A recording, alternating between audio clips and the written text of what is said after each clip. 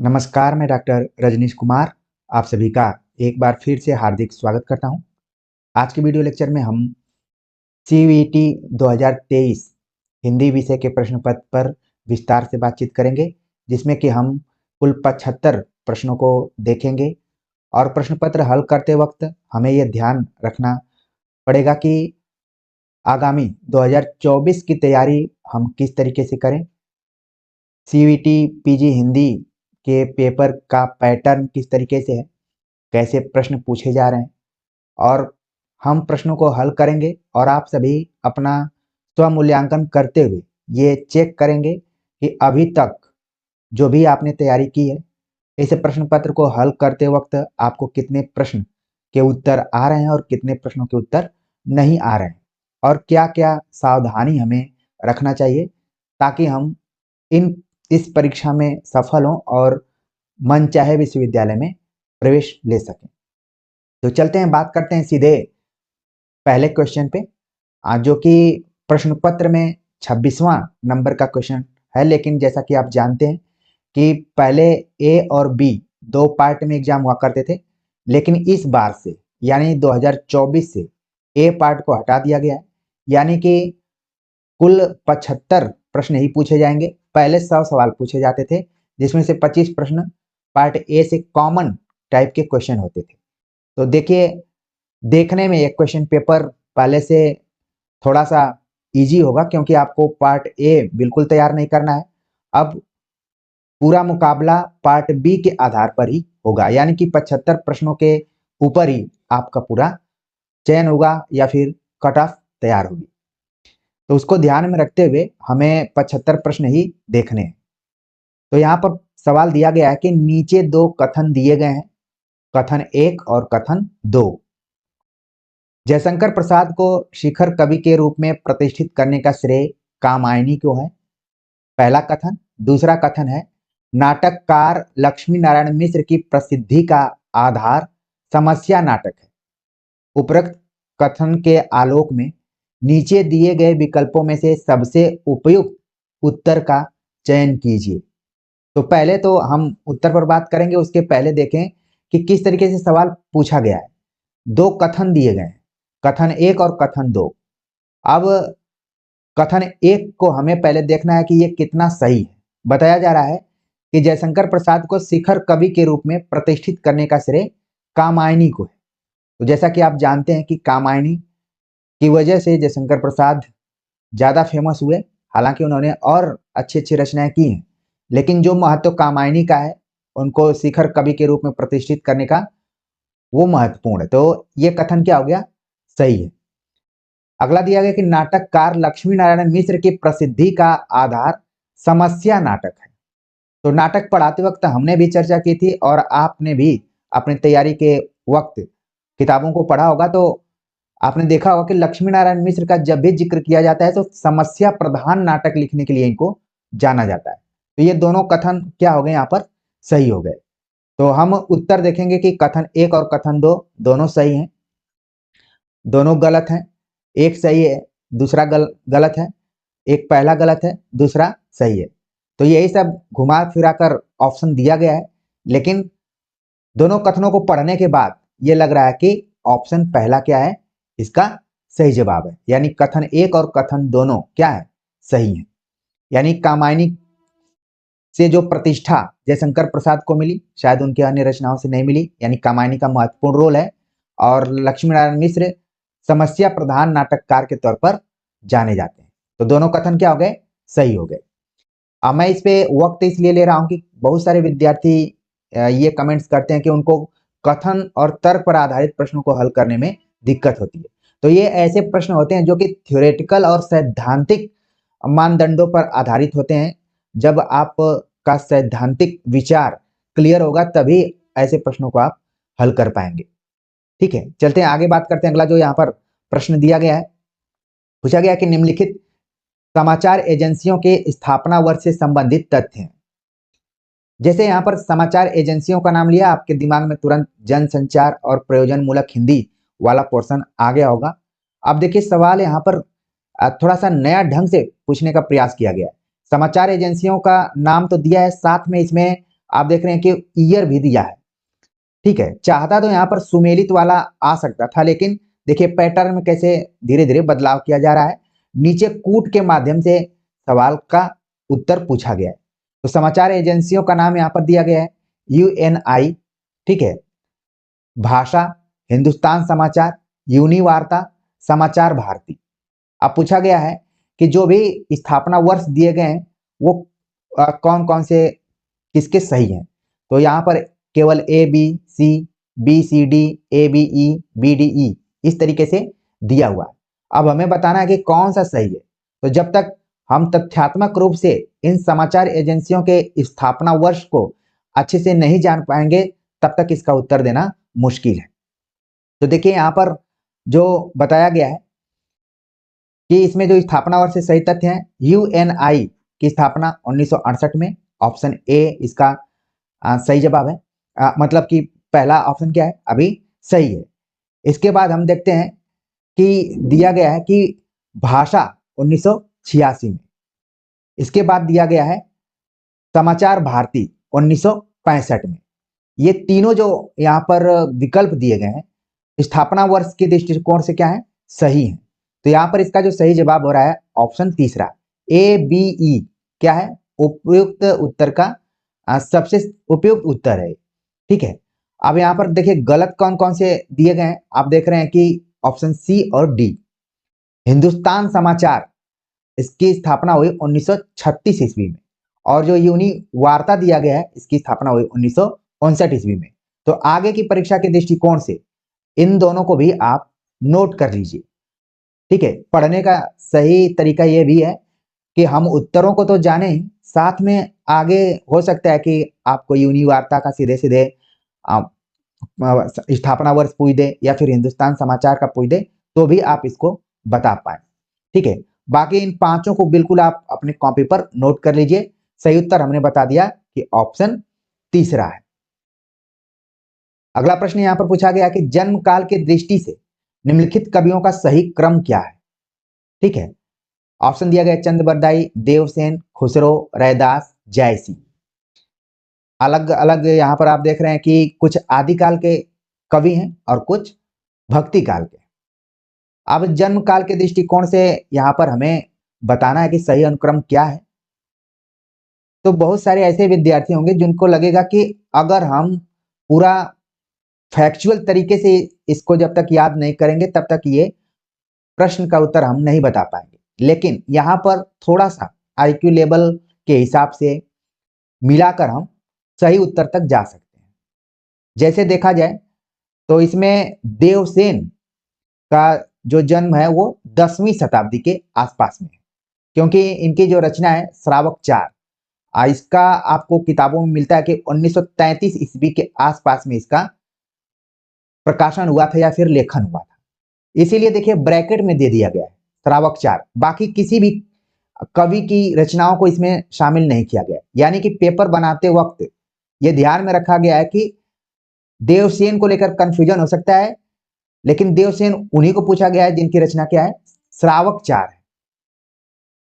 तो पहले नंबर पे क्या हो जाएगा, बी। अब देख रहे हैं आपकी दो ऑप्शन में बी क्या है, पहले नंबर पर। हम चंद बरदाई को देखते हैं। चंद बरदाई का जो समय रहा है वो है 12वीं शताब्दी के आसपास। ठीक है, इसलिए क्योंकि पृथ्वीराज चौहान के दरबारी कवि थे और आपने तराइन का युद्ध जो भी हुआ है और उसको आपने पढ़ा होगा, तो उसके हिसाब से आप देखेंगे कि 12वीं शताब्दी में चंद बरदाई का। खुसरो का जन्म हो गया 13वीं शताब्दी में। ठीक है, रैदास का जन्म हुआ, देखा जाए तो रैदास का यहाँ पर जन्म हो गया आपका 14वीं शताब्दी में, और मलिक मोहम्मद जायसी का जन्म हुआ 15वीं शताब्दी में। तो इस तरीके से सबसे पहले जो आना चाहिए वो बी आना चाहिए, इसके बाद ए। तो सही जवाब हो गया ऑप्शन तीसरा। ये टैली करके आपको करना है, जल्दीबाजी में इस तरीके के प्रश्नों का उत्तर देना ज्यादा सही नहीं होगा। हाँ, मोटे तौर पर आपने देख लिया इस प्रैक्टिस सेट के माध्यम से या फिर क्वेश्चन पेपर के हिसाब से कि कौन किस सदी में पैदा हुआ है। जैसा कि मैंने बता दिया यहाँ पर मोटे तौर पर कि देवसेन 10वीं शताब्दी के आसपास में, चंद बरदाई 12वीं शताब्दी, खुसरो 13वीं शताब्दी, रैदास 14वीं शताब्दी और मलिक मोहम्मद जायसी 15वीं शताब्दी से जुड़े हुए हैं। तो इस तरीके से इसका सही जवाब क्या हो गया? ऑप्शन तीसरा।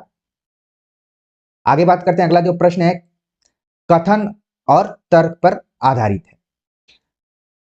कथन ए दिया गया है कि यद्यपि कबीर की सामाजिक चेतना अत्यंत प्रखर है, लेकिन उनके स्त्री संबंधी विचारों में कहीं कहीं मध्यकालीन संकीर्णता का प्रभाव है। कारण दिया जा रहा है कि सामाजिक व्यवस्था और सांस्कृतिक प्रक्रिया के साथ सभी भक्त कवियों का संबंध एक जैसा है। ऊपर हमने कथन पर आधारित एक प्रश्न देखा था जो कि सीधा सीधा था, ठीक है, लेकिन यहां पर कथन दिया गया है, फिर तर्क दिया गया, यानी कि इन दोनों का आपस में कोई न कोई संबंध है, ठीक है। कहा गया कि कबीर की सामाजिक चेतना अत्यंत प्रखर है, लेकिन जब भी स्त्री संबंधी विचारों को लाया जाता है या फिर कबीर के विचारों को देखा जाता है तो उसमें कहीं कहीं संकीर्णता दिखाई देती है।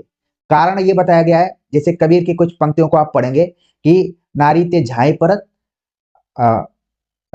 अंधा होत भुजंग, इस तरीके से पंक्ति आपने सुनी होगी।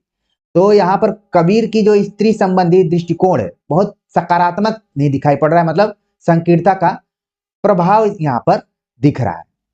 तो ये क्या कथन हो गया? ये है सत्य है।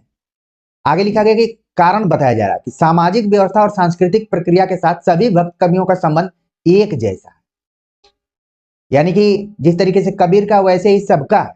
ये क्या है? यहाँ पर कारण जितना दिया गया उतना सत्य नहीं है। तो इस तरीके से यहाँ पर आप देख रहे हैं कि कथन तो सही है, ये सही है, लेकिन जो आर दिया गया है वो असत्य है। इस तरीके से इसका जो सही जवाब हो गया ऑप्शन तीसरा, ठीक है। तो आप देख रहे हैं यहां पर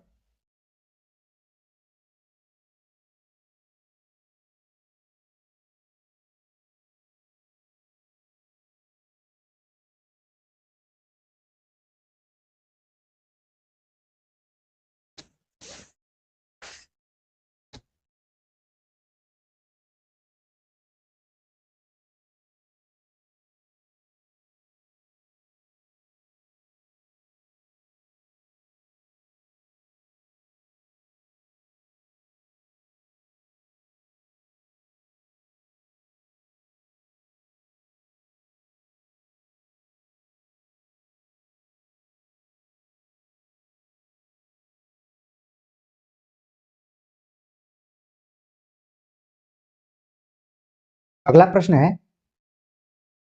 पूछा गया कि निम्नलिखित घटनाओं को कालक्रमानुसार व्यवस्थित कीजिए। देवकीनंदन खत्री का उपन्यास चंद्रकांता प्रकाशित हुआ।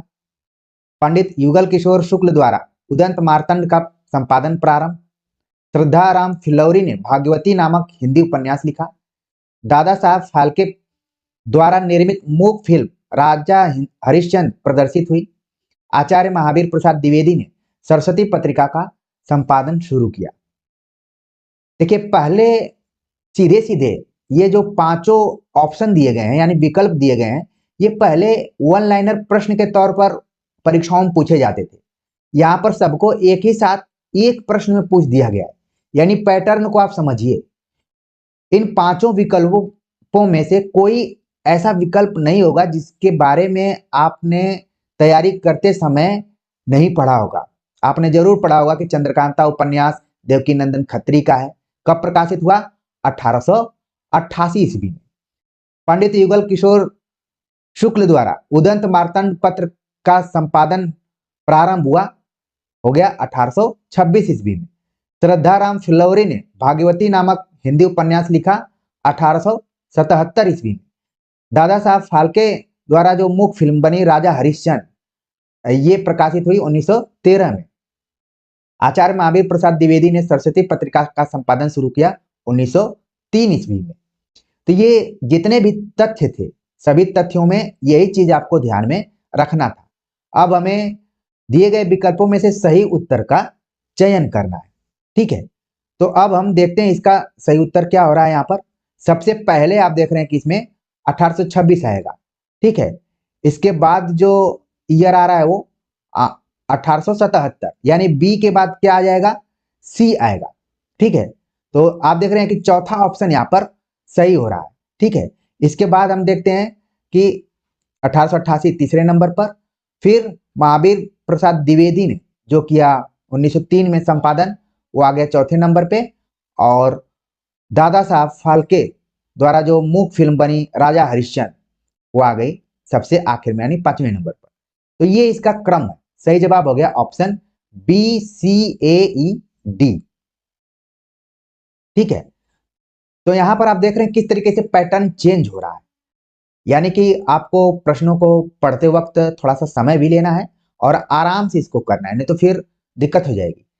चलते हैं आगे, बात करते हैं। अगला जो प्रश्न है पूछा गया है कि वाक्य के संबंध में निम्नलिखित कथनों पर विचार कीजिए। स्पेशली यहां पर वाक्य से प्रश्न बन गया है। ठीक है, अब हमें बताना है कि कौन सा इसमें कथन जो है वो सही है और कौन सा नहीं है, बल्कि हमें सही ही बताना है। पूछा गया कि अर्थ के अनुसार वाक्य के 8 भेद हैं। तो ये क्या है? सही कथन है।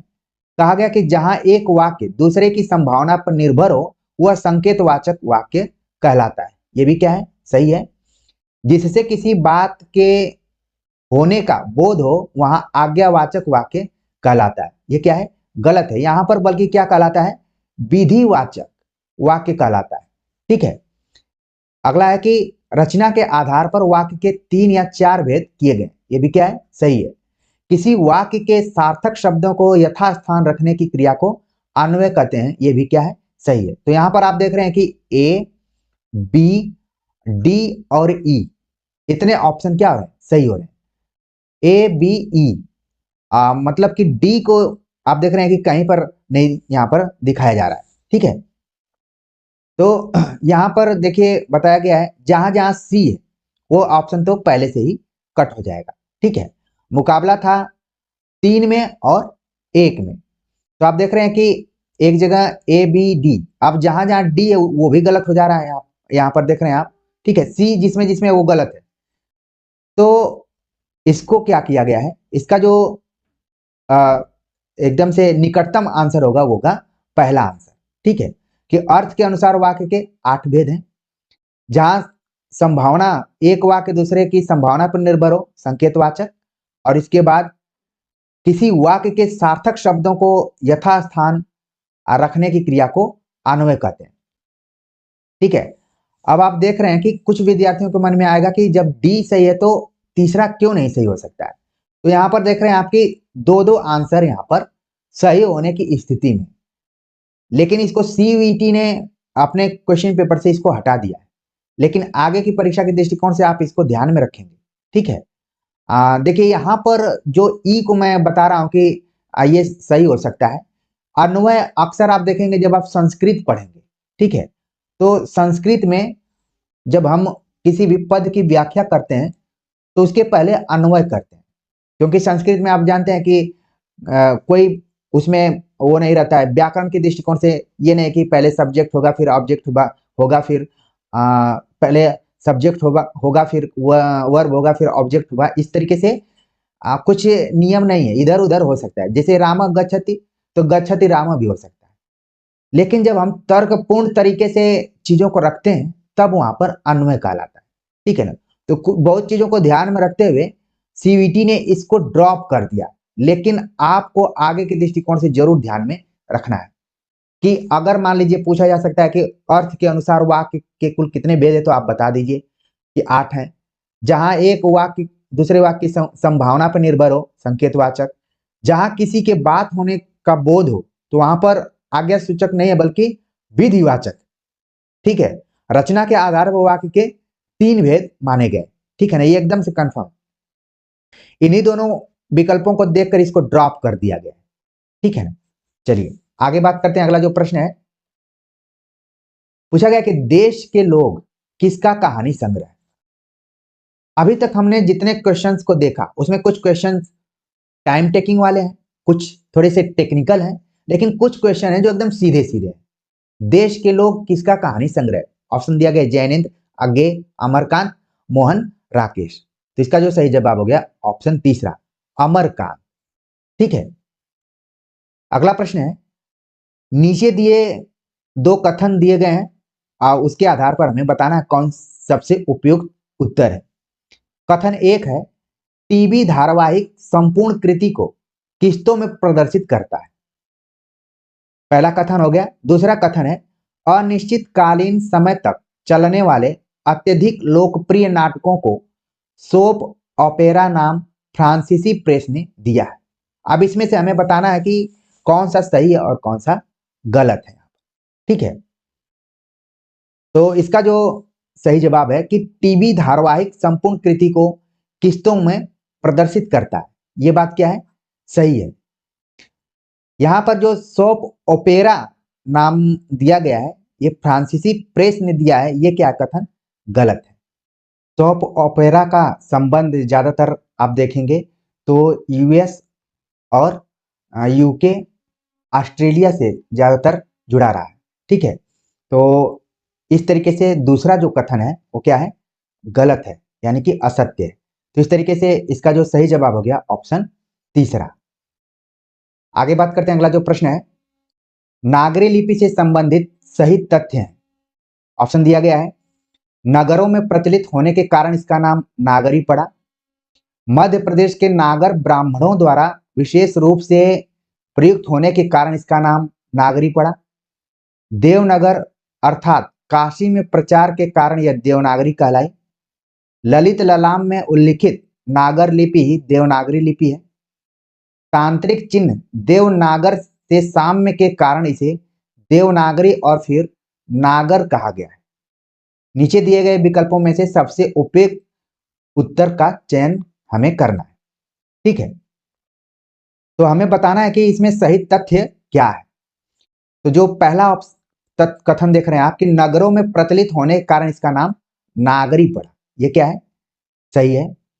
इसके बाद जो है कि देवनगर यानी काशी में प्रचार के कारण यह देवनागरी कहलाई, और इसके बाद है कि तांत्रिक चिन्ह देवनागर से साम्य के कारण इसे देवनागरी और फिर नागर कहा गया। ठीक है ना, तो इस तरीके से इसका जो सही जवाब हो रहा है ऑप्शन चौथा। ठीक है, तो इसको थोड़ा सा ध्यान रखना पड़ेगा, ये नागरी लिपि के उद्भव और विकास से जुड़ा हुआ प्रश्न है। अलग अलग विद्वानों का अलग अलग मानना है और उन्हीं के हिसाब से यहाँ पर 5 विकल्प आप देख रहे हैं कि तैयार किए गए हैं, उसमें से फिर हमें उपयुक्त जो भी उत्तर है उसको चुनना है। तो आप देख रहे हैं कि इसका जो सही जवाब हो गया कि ACE।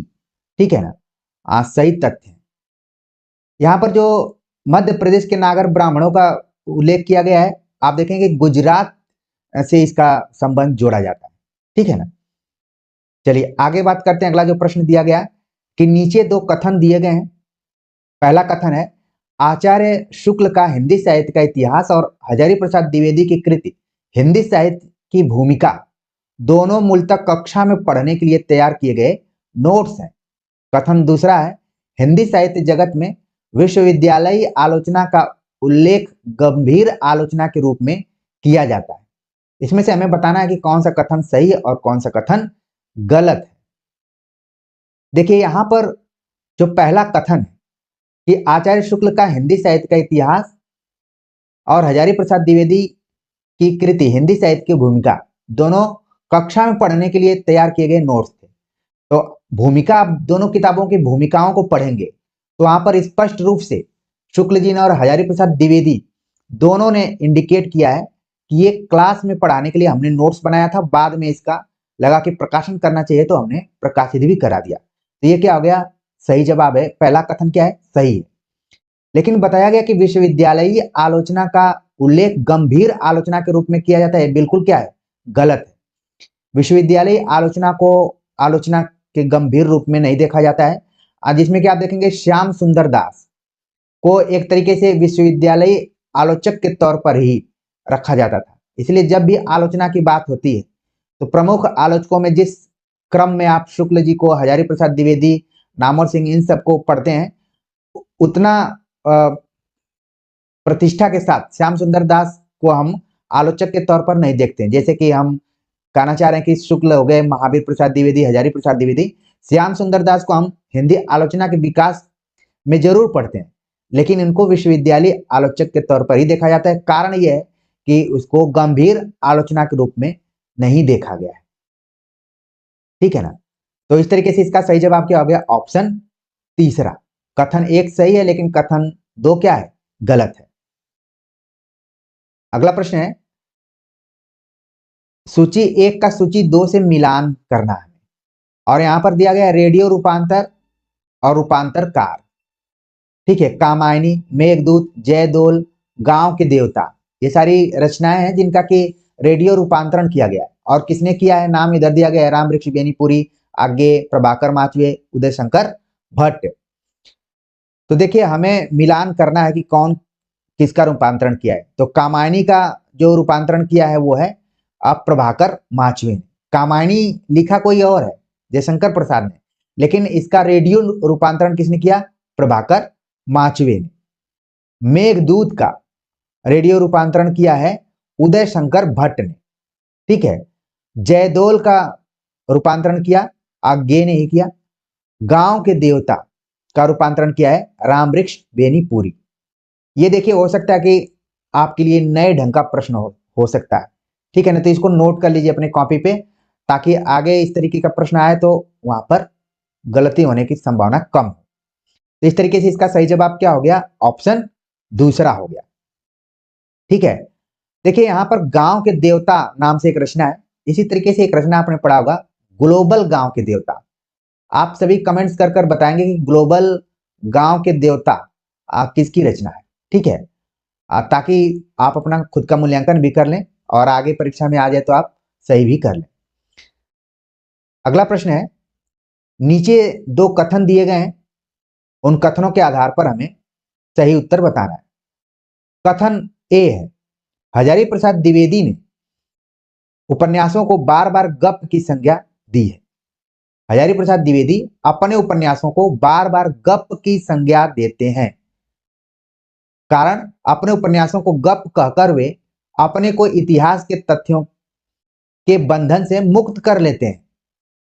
अब दोनों के आधार पर हमें बताना है कि कौन सा कथन सही है और कौन सा गलत है। आप हजारी प्रसाद द्विवेदी के उपन्यासों की भूमिका पढ़ेंगे, खासतौर से बाण भट्ट की आत्मकथा की भूमिका पढ़ेंगे, तो गप व्यवहारिक जीवन में भी हम किसी 2 व्यक्तियों के बीच में बात को गप मानते हैं। लोग बोलते हैं कि क्या गप लड़ा रहे हैं। हजारी प्रसाद द्विवेदी का यह मानना है कि मैं जो अपने उपन्यासों को लिखता हूं वो गप ही है। तो पहला तो कथन एकदम से सही है। ठीक है, लेकिन यहां पर जो दूसरा कारण बताया जा रहा है कि गप, इसलिए उन्होंने कहा कि इतिहास के तथ्यों के बंधन से मुक्त करना चाहते हैं। ये कितना सही बात है, इसके हिसाब से आप देखिए तो कहा जा रहा है कि कथन तो दोनों सही है। ठीक है, और आर ए की सही व्याख्या कर रहा है। तो इस तरीके से इसका जो सही जवाब हो गया पहला ऑप्शन। ठीक है, अगला प्रश्न है, निम्नलिखित का सही अनुक्रम है, वर्ण, शब्द, पद, पदक्रम, वाक्य। तो व्याकरण जब आप पढ़ेंगे तो इसका जो सही अनुक्रम है आपको समझ में आ जाएगा वहां पर कि पहले वर्ण आता है, फिर शब्द, फिर पद, फिर पदक्रम, फिर वाक्य। तो इस तरीके से इसका जो सही जवाब है एकदम सीधा सीधा है। ठीक है, इसका सही जवाब हो गया कि A B C D E, यानी कि वर्ण, वर्ण के बाद शब्द, शब्द के बाद पद, पद के बाद पदक्रम, पदक्रम के बाद वाक्य। कई बार यह भी सवाल आता है कि वर्ण क्या है और ध्वनि क्या है। ध्वनि जब हम अपनी आवाज को निकालते हैं, माने जो साउंड है जिसका कोई लिखित रूप नहीं, लेकिन जब उसी को हम लिख देते हैं तो वो क्या कहलाता है, वर्ण कहलाता है। ठीक है, ध्वनि क्या है, उसका लिखित रूप नहीं होता है, केवल क्या होती है, आवाज होती है जो कि इस ब्रह्मांड में गूंज रही है। लेकिन जब हम लिख देते हैं तो वो क्या कहलाता है, ये वर्ण कहलाता है। ठीक है, जैसे मैं क बोला, क केवल बोला है तो वो क्या है, ध्वनि, लेकिन जब लिख दिया तो क क्या हो गया, वर्ण हो गया। आमतौर पर इंटरव्यू इत्यादि में थोड़ा बहुत पूछ लिया जाता है इस तरीके से, तो आप ध्यान में रख सकते हैं। अगला प्रश्न है, आकाशवाणी के महत्वपूर्ण नाटक कार्यक्रम हवा महल का प्रसारण कब प्रारंभ हुआ। जो भी लोग विविध भारती इत्यादि सुनते होंगे वो अब उनको याद आ गया होगा हवा महल। मुझे जहां तक याद है कि ये 8 बजे के आसपास में कार्यक्रम होता था, और कभी मैं बहुत ही इसका नियमित श्रोता होता था। इसमें झलकियां इत्यादि आती थी, बड़ा ही व्यंग, ज्यादा समय का नहीं होता था, मुश्किल से मुझे लग रहा है कि 15 मिनट का ये प्रोग्राम होता था हवा महल। यहां पर देखिए सवाल पूछा गया कि आकाशवाणी के महत्वपूर्ण नाटक कार्यक्रम, लेकिन आपको ध्यान में रखना है कि आकाशवाणी में भी विविध भारती से ये प्रसारण होता था। कब प्रारंभ किया गया था ये हमें बताना है। ऑप्शन दिया गया 1936, 1949, 1957, 1960। क्या सही जवाब हो गया ऑप्शन तीसरा, हवा महल प्रसारण शुरू हुआ था 1957 ईस्वी में। एक चीज और आपने देखा होगा कि आकाशवाणी का नाम परिवर्तित हुआ था, वो भी यही सन था लगभग, ठीक है, 1957 के आसपास ही। तो इस तरीके से पहले तो हमें यहाँ पर हवा महल के बारे में ध्यान में रखना है कि कब प्रसारण शुरू हुआ, 1957 ईस्वी में, ठीक है। ऑल इंडिया रेडियो का नाम शायद आकाशवाणी 1957 ईस्वी में हुआ था। तो ये छोटी मोटी घटनाएं, इनको आप ध्यान में रख सकते हैं। चलिए आगे बात करते हैं। अगला जो प्रश्न है, सूची 1 का सूची 2 से मिलान करना है। पूछा गया है रीतिकाल, अलंकृत काल, श्रृंगार काल, रीतिकाव्य, ये नामकरण दिया गया है और इतिहासकारों का नाम पूछा गया है, ठीक है। बहुत ही इजी और ज्यादातर पूछे जाने वाला ये प्रश्न है। तो हमें मिलान करना है। जैसे यहां पर आप देख रहे हैं कि जो सबसे पहले आपको आता हो उसको आप मिलान कर लीजिए। रीतिकाल नाम किसने दिया? रामचंद्र शुक्ल ने दिया, ठीक। अलंकृत काल किसने दिया? वो आप तुरंत बता देंगे कि मिश्र बंधु। श्रृंगार काल किसने कहा? वो हो गए विश्वनाथ प्रसाद मिश्र। और रीति काव्य किसने कहा? George Grierson. आगे की परीक्षाओं के लिए भी इसको आप इंपॉर्टेंट करके नोट कर लीजिए, पूछा जा सकता है वन लाइनर में सीधे सीधे। यहां पर तो कूट के हिसाब से पूछ लिया गया। इसका जो सही जवाब यहां पर है ऑप्शन पहला। अच्छा, एक सवाल और पूछा जाता है कि श्रृंगार काल सुझाव किसने दिया था? रामचंद्र शुक्ल ने ही कहा था कि इसे हम, क्योंकि इसमें श्रृंगार रस की अधिकता है तो श्रृंगार काल भी कह सकते हैं। इन्होंने सुझाव दिया और तुरंत उसको नामकरण के तौर पर पेश कर दिया विश्वनाथ प्रसाद मिश्र। तो घुमाकर सवाल ऐसे भी पूछा जाता है, नोट कर लीजिए इसको, ठीक है। चलते हैं आगे, बात करते हैं। अगला जो प्रश्न है यहां पर पूछा गया कि नई कहानी के संदर्भ में निम्नलिखित कथनों पर विचार कीजिए। कहानी के क्षेत्र में नई कहानी आंदोलन नई कविता के सादृश्य पर 1956 के आसपास आरंभ हुआ। मोहन राकेश, राजेंद्र यादव, कमलेश्वर, निर्मल वर्मा नई कहानी से जुड़े रहे। नई कहानी संदर्भ और प्रकृति नामवर सिंह द्वारा रचित पुस्तक है। नई कहानी में प्रतीक मिथकों का प्रयोग प्रमुखता से मिलता है। नई कहानी की शुरुआत निर्मल वर्मा की परिंदे से मानी जाती है। तो यहां पर आप देख रहे हैं कि जो बताया जा रहा है कि नई कहानी आंदोलन नई कविता के सादृश्य, मतलब उसी के समानांतर या फिर उसी के समान रूप से 1956 के आसपास में आरंभ हुआ। ये तो बात क्या है यहां पर सही है, ठीक है। कहा गया कि मोहन राकेश, राजेंद्र यादव, कमलेश्वर, इन तीनों का नाम तो प्रमुखता से लिया जाता है। कहानी आंदोलन से ही जुड़े हुए थे, नई कहानी आंदोलन से। इसमें निर्मल वर्मा का भी नाम आता है, तो ये भी क्या है, सही है। लेकिन सी जो ऑप्शन दिया गया है ये बिल्कुल गलत है। नई कहानी संदर्भ और प्रकृति नामवर सिंह का नहीं, बल्कि ये आप देखेंगे तो ये है देवी शंकर अवस्थी। जब मैं आप सभी को जेएनयू के पाठ्यक्रम पर बातचीत कर रहा था तो इस पुस्तक का नाम हमने दिया हुआ था, आपको बताया था, ठीक है ना। तो इन्हीं की है, देवी शंकर अवस्थी की पुस्तक का नाम है नई कहानी संदर्भ और प्रकृति, जबकि नामवर सिंह की पुस्तक का नाम है कहानी नई कहानी, ठीक है। तो यहां पर जो सही जवाब हो गया वो हो गया ऑप्शन तीसरा, ए बी ई, ठीक। ए सही है, बी सही है और ई सही है। ऑप्शन तीसरा इसका क्या है, सही जवाब। आगे पूछा गया कि किस विद्वान ने मंद बुद्धि राजकुमारों को शिक्षित करने को काव्य का एक प्रयोजन माना है? बड़ा ही महत्वपूर्ण ये प्रश्न है और आपको ध्यान में आ जाएगा कि किसने कहा है। ऑप्शन दिया गया है भरत मुनि, मम्मट, आनंदवर्धन, कुंतक। तो इसका सही जवाब यहां पर ऑप्शन चौथा है कि कुंतक ने कहा था। और कुंतक काव्य प्रयोजन को परिभाषित करते हुए उन्होंने एक दिया हुआ है कि धर्मादि साधनोपाय सुकुमार क्रमोदित। ठीक है, तो कुंतक का ही है। ठीक है, यहां पर इसका सही जवाब क्या हो गया? कुंतक। अब ये कहां से सवाल पूछा गया है? आपके मन में आ रहा होगा कि किस काव्य शास्त्र से ये सब पूछे जा रहे हैं। काव्य शास्त्र में तो किसी भी किताब में आप पढ़ेंगे, सीरियसली पढ़ेंगे। अब क्या है कि ये जो कुंतक द्वारा काव्य प्रयोजन दिया गया है संस्कृत में, उसी का हिंदी में अनुवाद कर दिया गया है। ठीक है, और हिंदी में जब अनुवाद होता है, कई बार तो हम संस्कृत के श्लोकों को याद किए रहते हैं, लेकिन जब अनुवाद देखते हैं तो घबराहट सी होने लगती है कि ये कहाँ से आ गया। हमने इतना कुछ पढ़ा, लेकिन पूछ लिया गया कि किस विद्वान ने मंद बुद्धि राजकुमारों को शिक्षित करने को काव्य का एक प्रयोजन माना है, तो सही जवाब हो गया कुंतक। आगे मैं इस पे चर्चा करूंगा, एक नोट्स में काव्य शास्त्र पर और नया लेकर आऊंगा। ठीक है, तो क्लियर हो जाएगी और चीजें। अगला प्रश्न है, निम्नलिखित में से कौन सा कथन रेडियो नाटक के संदर्भ में सही नहीं है? रेडियो नाटक,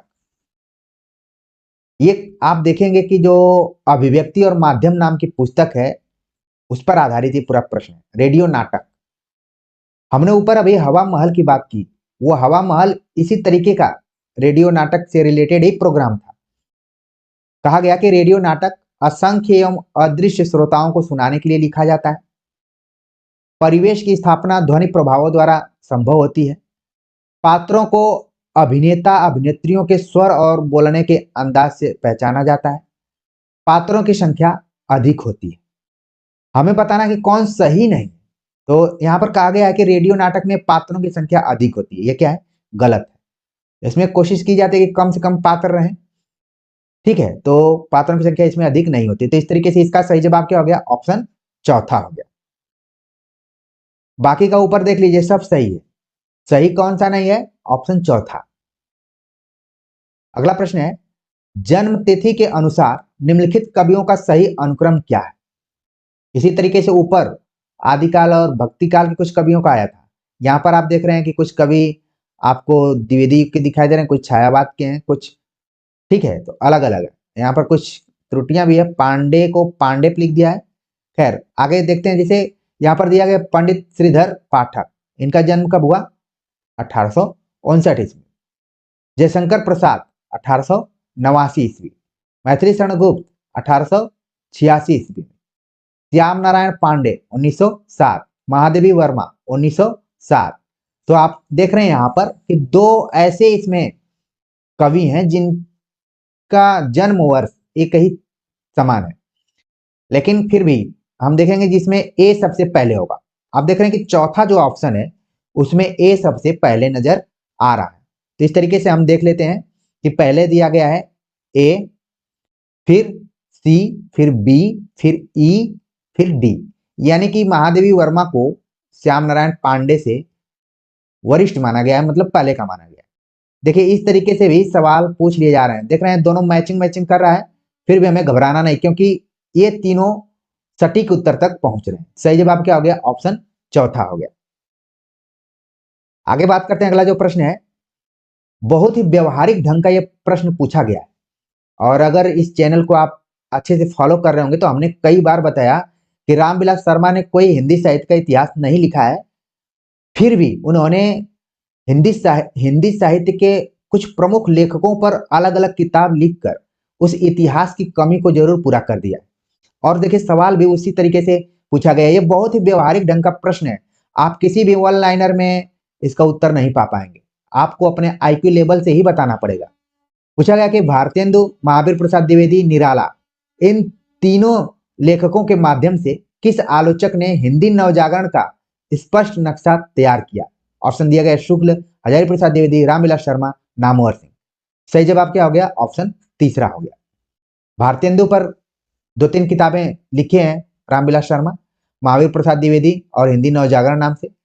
निराला पर भी उन्होंने निराला की साहित्य साधना नाम से पुस्तक लिखी, और साथ में प्रेमचंद पर भी बहुत जबरदस्त तरीके की किताब लिखी, जिस पर कि हमने पाठ्यक्रम पर चर्चा करते हुए बताया था, जेएनयू के पाठ्यक्रम पे। ठीक है ना? तो इस तरीके से आप देख रहे हैं कि रामविलास शर्मा का काफी इंपॉर्टेंट रोल है, भले इन्होंने हिंदी साहित्य का इतिहास नहीं लिखा है। अगला प्रश्न जो है, अमंगल निवृत्ति किसका अंग माना जाता है? काव्य भेद, काव्य प्रयोजन, काव्य हेतु, काव्य लक्षण।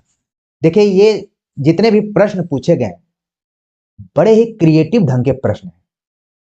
अब आप जब तक काव्य शास्त्र को लाइन बाय लाइन नहीं पढ़ेंगे तब तक इसका उत्तर नहीं बता पाएंगे। हाँ, अनुमान से आप बता सकते हैं कि क्या हो सकता है।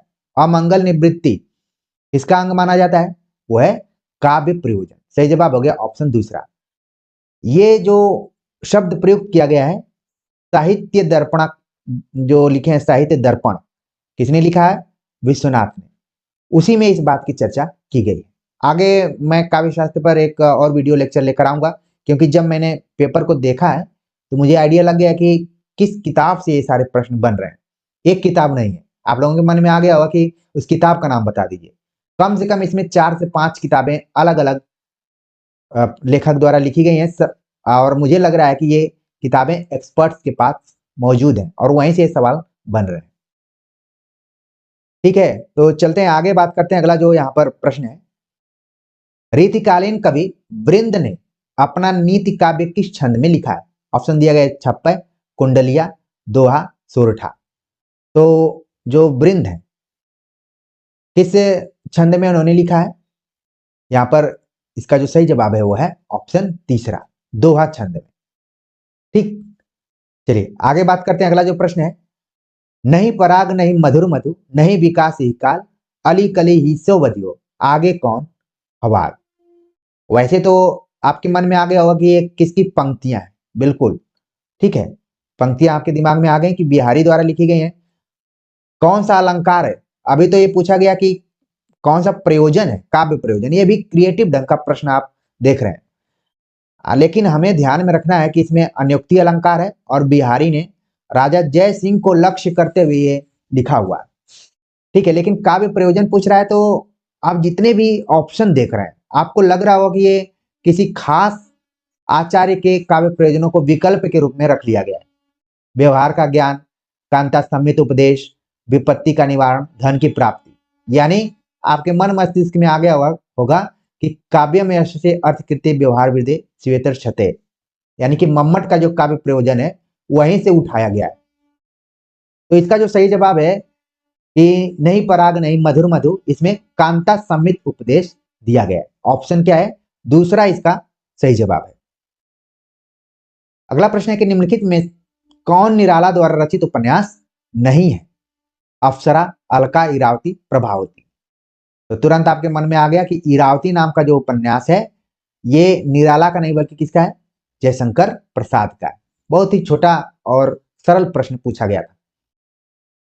अगला प्रश्न है कि सबका निचोड़ लेकर तुम सुख से सूखे जीवन में बरसों प्रभात हिमकण सा आंसू इस विश्व सदन में, उपरोक्त पंक्तियां किस कवि की हैं? ऑप्शन दिया गया सुमित्रा नंदन पंत, जयशंकर प्रसाद, महादेवी वर्मा, सूर्यकांत त्रिपाठी, निराला। तो चारों नाम जो दिए गए हैं सब छायावादी कवि हैं, और देखने से तो ऐसा लगता है कि इसका सही जवाब महादेवी वर्मा होगा, लेकिन बिल्कुल यहाँ पर गलत आप जाएंगे। सही जवाब हो गया ऑप्शन दूसरा, जयशंकर प्रसाद। ठीक है, चलिए आगे बात करते हैं। अगला जो प्रश्न है यहाँ पर, निम्नलिखित में से कौन से उपन्यास यशपाल द्वारा लिखे गए? कौन से उपन्यास यशपाल द्वारा लिखे गए? ऑप्शन दिया गया है देशद्रोही, झूठा सच, कब तक पुकारूं, पर्दे की रानी, दिव्या। ठीक है, तो आपने देखा कि ए बी ई जिसमें होगा वो इसका क्या होगा? सही जवाब होगा कब तक पुकारूं, रांगे राघव द्वारा लिखा गया है। आगे के लिए ध्यान में रखिए, पर्दे की रानी ईलाचंद जोशी। ठीक, तो यहां पर देखिए प्रकाशन वर्ष के दृष्टिकोण से नहीं पूछा, बल्कि पूछा, नाम दे दिया यशपाल के उपन्यासों का, उसमें से हमें बताना कि कौन कौन से हैं। ठीक है, तो तीनों उपन्यास हैं। अगला प्रश्न है, दूसरी परंपरा की खोज के लेखक हैं। तो नाम लेते ही किताब का आपके दिमाग में उस लेखक का नाम आ गया होगा नामवर से। दूसरी परंपरा की खोज, दूसरी परंपरा की खोज पर विस्तार से जानने के लिए आप यूजीसी नेट के प्लेलिस्ट को जरूर देखिए। वहां पर हमने नामवर सिंह के निबंधों पर चर्चा करते हुए दूसरी परंपरा की खोज में कुल कितने निबंध लिखे गए हैं और इसकी विषय वस्तु क्या रही उस पर चर्चा की। आगे बात करते हैं। अगला जो प्रश्न है, सूची 1 का सूची 2 से मिलान करना है। ठीक है, संवैधानिक अनुच्छेद दिए गए हैं और प्रावधान है। अनुच्छेद 120, 210, 343 एक, 345 दिया गया है। तो सबसे पहले हम देख लेते हैं अनुच्छेद 343। दूसरा, संघ की राजभाषा हिंदी, लिपि देवनागरी, यानी सी का जो 2 हो रहा है। ठीक है, सी का 2 जो दो जगह दिया हुआ है। एक राउंड और चलते हैं। अनुच्छेद 120 क्या है? संसद में प्रयुक्त भाषा के लिए इसमें प्रावधान किया गया है। तो अब देखते हैं ए का 3। ठीक है, ए का 3 आप देख रहे हैं कि यहां पर इसका जो सही जवाब होने के चांसेस बन रहा है ऑप्शन दूसरा है। आगे एक बार और देख लेते हैं। अनुच्छेद 345। ठीक है, आप देख रहे हैं कि अनुच्छेद 345 जो है, इसमें विभिन्न राज्यों की राजभाषाओं के बारे में चर्चा किया गया और जो 210 दिया गया है, विधानमंडलों में प्रयुक्त भाषा। तो इस तरीके से इसका जो सही जवाब आप देख रहे हैं कि ऑप्शन दूसरा है। इसको नोट कर लीजिए इंपॉर्टेंट करके, क्योंकि आगे हो सकता है कि इसमें से सवाल बन जाए। आगे बात करते हैं। अगला जो प्रश्न है, पूछा गया कि अल्प प्राण वर्ण का चयन कीजिए। तो मैं बार बार आप सभी से कहता रहता हूं कि महाप्राण बराबर क्या है? 24 है। 24 मतलब प्रत्येक वर्ग का दूसरा और चौथा वर्ण। तो अल्प प्राण क्या आपका हो गया? बच गया इसी में से 135, यानी पहला, तीसरा और पांचवा। तो आप देख रहे हैं कि पहला कौन सा हो गया? क। तो इस तरीके से इसका सही जवाब क्या हो गया? ऑप्शन तीसरा हो गया। क वर्ण जो है वो क्या है? अल्प प्राण है। बाकी आप देख रहे हैं जितने भी हैं वो सब महाप्राण से जुड़े हुए हैं। आगे बात करते हैं। अगला जो प्रश्न है, शब्द शक्ति के संबंध में निम्नलिखित महत्वपूर्ण तथ्य मिलते हैं। कुछ आचार्य तात्पर्य वृत्ति को शब्द शक्ति का एक भेद मानते हैं। जो मुख्य अर्थ का बोध कराता है उसे वाचक कहते हैं। शब्द शक्तियों के अनुसार अर्थ 2 प्रकार के माने गए हैं। करते तुलसीदास भी कैसे मानस नाद, महावीर का यदि उन्हें मिलता नहीं प्रसाद। पंक्तियों में अभिधा शब्द शक्ति है। प्रयोजनवती लक्षणा के 2 प्रमुख भेद हैं, गौड़ी और विशुद्धा। विशुद्धा नहीं है बल्कि क्या है? शुद्धा है। तो ये भी क्या हो गया? कथन यहाँ पर गलत है। तो हमें तो पहले सी और डी को यहां से कट करना है। जिसमें सी और डी है वो एक तरीके से मान कर चले कि एकदम से क्या है, ठीक है, या मतलब सी में कराऊं, सी और ई, सी और ई जिसमें वो गलत हो जाएंगे। ठीक है, सी ई देखिए यहाँ पर क्या हो गया? गलत है। तो इसका जो सही जवाब यहाँ पर आप देख रहे हैं कि ऑप्शन ए बी डी, मतलब सही में क्या है? ए है, बी है और डी है। ठीक, तो इस तरीके से सही जवाब हो गया ऑप्शन तीसरा। यानी कि तात्पर्य वृत्ति को शब्द शक्ति का एक भेद कुछ आचार्य मानते हैं। ये बात क्या है? सही है। जो मुख्य अर्थ का बोध कराता है उसे वाचक कहते हैं। वाचक मतलब इसको आप अभिधा भी कर सकते हैं। और जो मुख्य अर्थ में बाधा उत्पन्न करता है उसे क्या कहते हैं? आप कमेंट्स करके बताएंगे। बाधा उत्पन्न करता है उसे लक्षणा भी कहते हैं। ठीक है, तो ये भी सवाल पूछा जाता है। और यहाँ पर आप प्रयोजनवती लक्षणा के 2 भेदों को देख लिए, गौड़ी और शुद्धा। चकमा देने के लिए यहाँ पर विशुद्धा दे दिया है, क्या है? गलत। और यहाँ पर बताया गया कि जो डी ऑप्शन है कि करते तुलसीदास भी कैसे मानस नाद, महावीर का यदि उन्हें मिलता नहीं प्रसाद। क्या है? अभिधा शब्द शक्ति। अगला प्रश्न है, सूर्य की अंतिम किरण से सूर्य की पहली किरण तक किस लेखक की कृति है? तो ये प्रश्न बहुत बार एग्जाम में आ चुका है। सही जवाब हो गया ऑप्शन चौथा। ठीक है, सुरेंद्र वर्मा का है। अगला प्रश्न है, निम्नलिखित में से ये भी देखिए व्यवहारिक प्रश्न है। इसको आप किसी भी किताब में नहीं खोज पाएंगे कि ये कहां से बना हुआ है, जब तक आप मेरे जैसे चैनल्स को नहीं सुनेंगे या फिर यहां से नहीं पढ़ेंगे। मैं ये कहना चाहता हूं कि मैंने जैसे कि रामविलास शर्मा के बारे में कई बार अपने चैनल पर जिक्र किया है कि उन्होंने कोई इतिहास नहीं लिखा, लेकिन भरपाई उन्होंने कर दी है। उसी तरीके से आप देखेंगे हिंदी कहानी और उपन्यास में स्वतंत्र इतिहास लेखन किया है। किसने किया है? ऑप्शन दिया गया है नंद किशोर नवल, नलिन विलोचन शर्मा, गोपाल राय, कुमार विमल। सही जवाब हो गया ऑप्शन तीसरा, गोपाल राय, जिन्होंने हिंदी कहानी का इतिहास लिखा है और हिंदी उपन्यास का इतिहास लिखा है। ठीक है, और देखिए गोपाल राय की जगह पर एक और नाम होता मधुरेश, इनको भी आप ध्यान में रखिए। आज इनसे पूछा गया है, हो सकता है कि कभी मधुरेश से भी पूछा जाए। तो गोपाल राय और मधुरेश दोनों ने हिंदी कहानी और उपन्यास दोनों का इतिहास लिखा हुआ। ठीक है, चलिए आगे बात करते हैं। अगला जो प्रश्न है, निबंध संबंधी निम्नलिखित कथनों में से उपयुक्त कथन कौन सा है? निबंध में हजारी प्रसाद द्विवेदी की परंपरा को विद्यानिवास मिश्र ने प्रशस्त किया। कुबेर नाथ राय के निबंधों में प्रिया नीलकंठी रस आखेटक विषाद योग के विशेष रूप में सराहे गए हैं। प्रभाकर माचवे निबंध आलोचना ललित निबंध के संधि बिंदु पर रचे गए। गंभीरता और लालित्य के समन्वित रूप को ललित निबंध कहते हैं। ललित निबंध के अन्य प्रयोगकर्ता अध्यापक पूर्ण सिंह। पूर्ण सिंह बल्कि ज्यादातर भाव व्यंजक निबंध लिखने के लिए जाने जाते हैं। ठीक है, यहां पर देखिए ऑप्शन आप देख रहे हैं कि जिसमें सही हो रहा है ए, बी और डी। इसका सही जवाब हो गया ऑप्शन दूसरा। ठीक, चलते आगे बात करते हैं। अगला जो प्रश्न है, पूछा गया निम्नलिखित में से शुद्ध वाक्य कौन सा है? वाक्य दिया गया है, एक ही वाक्य है, उसी को घुमा फिरा कर तोड़ मरोड़ कर इधर उधर दिया गया है। शुद्ध वाक्य कौन सा है? तब यह काम जरूर हो जाएगा, तब शायद यह काम जरूर हो जाएगा, शायद तब यह काम अवश्य हो जाएगा, तब यह काम शायद जरूर हो जाएगा। तो आप देख रहे हैं कि तीन में तो शायद शायद दिया है, तीनों क्या एक तरीके से गलत हैं। सही जवाब हो गया पहला ऑप्शन। ये क्या है? शुद्ध वाक्य। अगला प्रश्न है कि प्राकृत पैंगलम नामक ग्रंथ के रचयिता कौन है? प्राकृतिक पैंगलम, ऑप्शन दिया गया विद्याधर, सारंगधर, हरिब्रह्म, लक्ष्मीधर। सही जवाब हो गया ऑप्शन चौथा, लक्ष्मीधर प्राकृतिक पैंगलम के रचयिता है।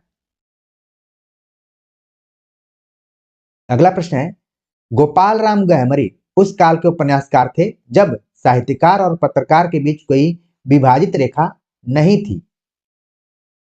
भारतेंदु हरिश्चंद्र, प्रताप नारायण मिश्र, बालकृष्ण भट्ट आदि साहित्यकार होने के साथ साथ पत्रकार भी थे। ये भी क्या कथन सही है, और ऊपर का कथन भी क्या है, सही है। तो इस तरीके से इसका जो सही जवाब हो रहा है कि ऑप्शन पहला, कथन एक और कथन दो दोनों सही है।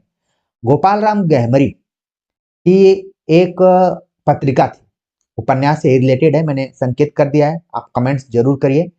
जैसा कि आप जानते हैं गोपाल राम गहमरी का जो दौर था, भारतेंदु द्विवेदी और द्विवेदी दोनों के समय में ये लेखन करते रहे। और उस जमाने में साहित्यकार और पत्रकार जितने भी साहित्यकार थे सबकी कोई न कोई एक एक पत्रिकाएं निकलती थी। ठीक है, तो इसीलिए क्या है, दोनों कथन क्या है यहाँ पर सही है। चलिए आगे बात करते हैं। अगला जो प्रश्न है कि बूंद और समुद्र उपन्यास के रचनाकार है। तो ऐसे प्रश्नों को आपको बस रंगने में सावधानी बरतना है। अमृतलाल नागर। जयशंकर प्रसाद की कहानी ग्राम किस पत्रिका में प्रकाशित हुई थी? आप देख रहे हैं कि बीच बीच में कुछ क्वेश्चन कठिन पूछे जा रहे हैं और बीच बीच में कुछ ऐसे क्वेश्चन हैं जो कि गुगली टाइप के फेंक दिए जा रहे हैं या फिर फुल टॉस टाइप के। बस आपको थोड़ा सा सावधान होकर करना है उनको। ग्राम कहानी किस पत्रिका में प्रकाशित हुई थी? ऑप्शन दिया गया सरस्वती, इंदु, चांद, माधुरी। सही जवाब हो गया इंदु। और कब? 1911 ईस्वी के आसपास में ये प्रकाशित हुई थी। ठीक है, आगे बात करते हैं। अगला प्रश्न है कि शुक्ल जी के निबंध संग्रह विचार वीथी का परिमार्जित संग्रह चिंतामणि भाग 1, 2, 3, 4। तो चिंतामणि के जितने भी भाग हैं इनके संपादकों पर हमने कई बार अपने चैनल पर चर्चा की। और भाग 4 जो निकली हुई है, जिसमें कि मैं बार बार आपको बताता हूं कि मेरे जो सुपरवाइजर यानी कि शोध निर्देशक थे वो भी इसमें शामिल थे, प्रोफेसर ओम प्रकाश सिंह। ठीक है, तो सही जवाब विचार विधि क्या है? ऑप्शन पहला इसका सही जवाब है कि चिंतामणि भाग 1 को विचार विधि नाम से पहले शुक्ल जी ने लिखा, लेकिन सन 1939 ईस्वी में इन्होंने चिंतामणि भाग 1 नाम से इसको प्रकाशित किया। सही जवाब क्या हो गया? ऑप्शन पहला। अगला प्रश्न है सुमेलित करना है, जो कि एक तरफ उपन्यास का नाम दिया है, दूसरी तरफ पात्रों का नाम दिया है। जिंदगी नामा, गोदान, शेखर एक जीवनी, महिला आंचल। ठीक है, तो जो पहले आता है उसको हम कर लेते हैं। तो आप देख रहे हैं यहाँ पर कि सी का पहला। ठीक, तो यहाँ पर देख रहे हैं आप कि जो तीसरा ऑप्शन है 100% सही हो गया, लेकिन मिला लेते हैं। ठीक, तो ए का क्या हो गया, जिंदगी नामा का हो गया शाहजी। गोदान के कौन से हो गए इसमें, आप देख रहे हैं कि मिर्जा खुर्शीद, मैलांचल कमला। इन सभी उपन्यासों के अन्य पात्रों को भी बिल्कुल ध्यान में रखिए आगे की परीक्षा के लिए। अब आपके दिमाग में आ रहा होगा कि ये सब कहाँ मिलेंगे पात्र, तो हमने यूजीसी नेट की परीक्षा की तैयारी कराते वक्त कुल 14 उपन्यासों की चर्चा की है, उसमें सब आपको मिल जाएगा। और जो बच्चे सीयूईटी की तैयारी कर रहे हैं, मैंने उनके व्हाट्सएप ग्रुप में भेजा भी है, आप देख लीजिए।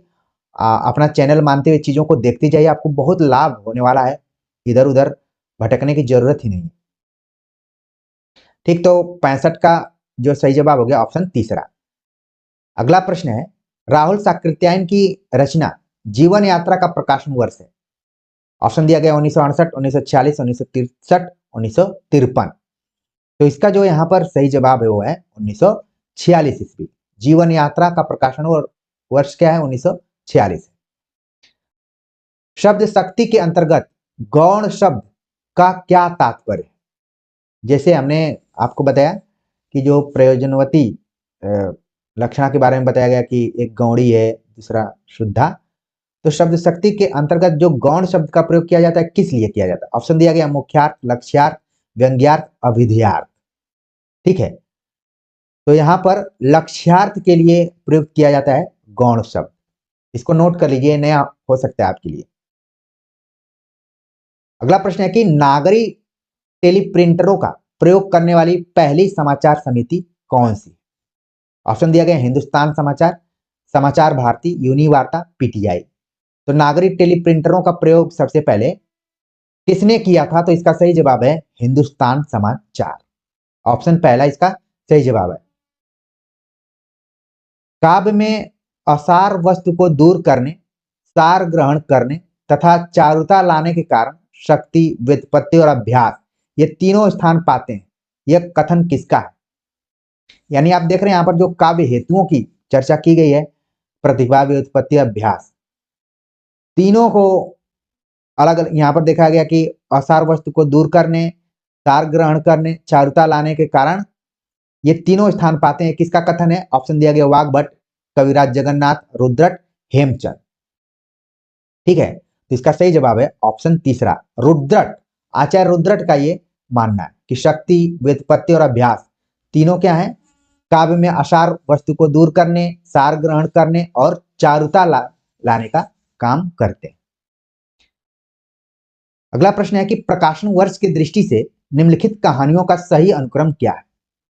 तो जितनी भी कहानियों का नाम दिया गया है, सभी कहानियां आप देखेंगे कि प्रथम कहानी के दौड़ में शामिल है। ठीक है, जितनी कहानियां दी गई हैं सभी कहानियां। तो प्लेग की चुड़ैल जो कहानी है, आप देखेंगे कि 1902 ईस्वी में। 11 वर्ष का समय 1903 ईस्वी में। दुलाई वाली जो कहानी है 1907 ईस्वी में। इंदुमती 1900 में, और उसने कहा था 1915।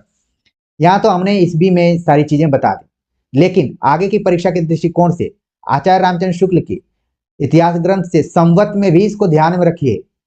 मान लीजिए इस बार ईस्वी में आ गया, लेकिन आगे की परीक्षा में संवत पूछा जा सकता है, इसलिए अलर्ट रहना पड़ेगा, खासतौर से ऐसे प्रश्नों को लेकर। तो हम देखते हैं यहाँ पर, अब जैसे कुछ बच्चों को रहा होगा कि आप ही लिख दीजिए, अभी मैंने आपके लिए स्पेस छोड़ा हुआ है, नहीं तो बहुत टाइम लग जाएगा। तो इसमें हम मिलान करते हैं। सबसे पहले कौन आना चाहिए, डी आना चाहिए।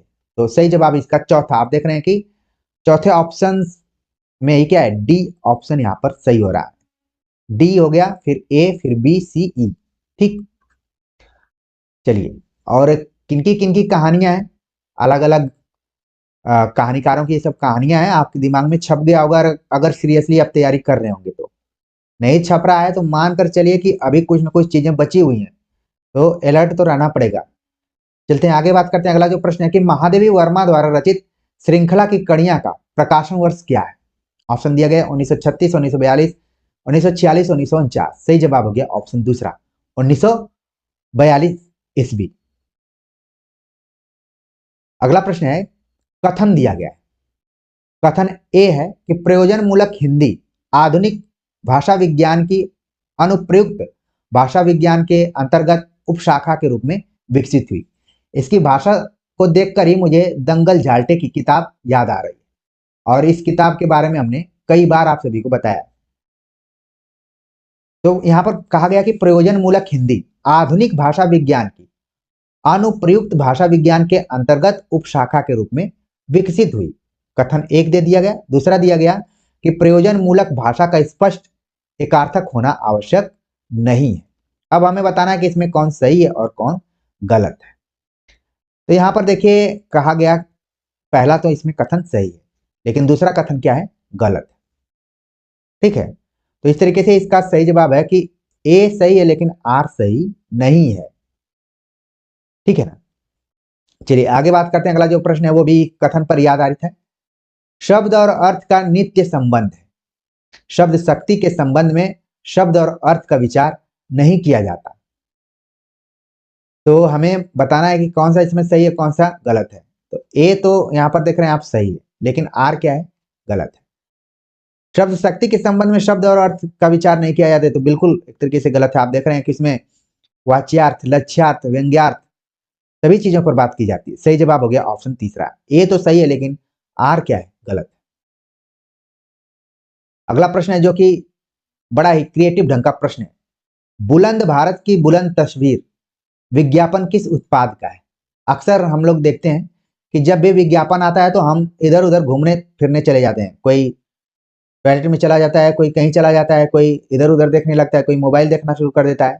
लेकिन अगर आप सीईटी की तैयारी कर रहे हैं तो विज्ञापनों को देखते जाइए, चाहे वो किसी भी तरीके का विज्ञापन हो।